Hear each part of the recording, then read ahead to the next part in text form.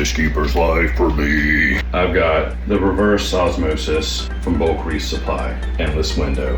When this thing first comes in, the only thing you need to do to get it to work is hook this blue line to this blue line. This is the 7th stage, it was $650. With the pump, I believe, my sink, the pressure comes out about 50, 200 gallon per day, requires at least 65 pressure, and it's a lot easier than it looks. The biggest thing that scared me is down here, hold on, boom! So hooking up that little plastic T, I was actually almost able to screw that in by hand. If you screw it in crooked and you turn on the water shoots out at you, but you only had to turn off that knob and put in that T connector. Black is the waistline, and you want to hook that up, but I just put it in the bottom of the sink. It doesn't work its way out there. You get the little flush system on there, and you can flush it, elongate the life of your membrane. Pressure gauge is important, TDS gauge is important. You can see when one of these is going bad. Visually, you just hook this blue line from one console to the other, you put a drain line,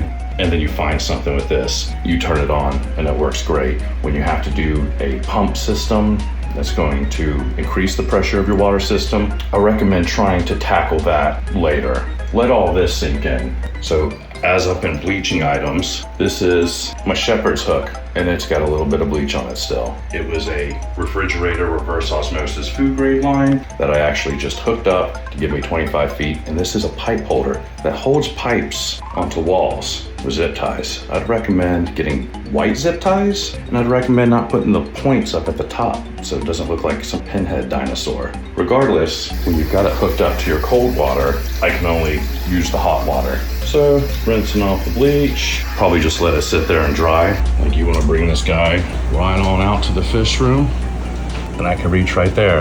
And what I'm going to tell you not to do is to go out and buy all these nozzles and try to take the little aeration thing off of here. It was a nightmare. I spent $45. I thought that maybe I could hook it up to my kitchen sink.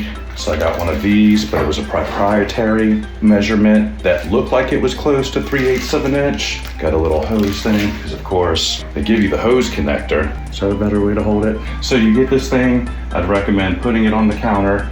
If you have a standard faucet, you could probably just hook it up with the standard connections. If it doesn't work with what they give you in the kit, I would recommend not even doing it. All of it blew up in my face until I went under the sink, and it was a lot easier. And I'm really hoping that this RO DI water is gonna smooth some of these bumps I've been hitting along the road, whether it's a fungus outbreak, a bacterial infection. A fish keeper's life for me.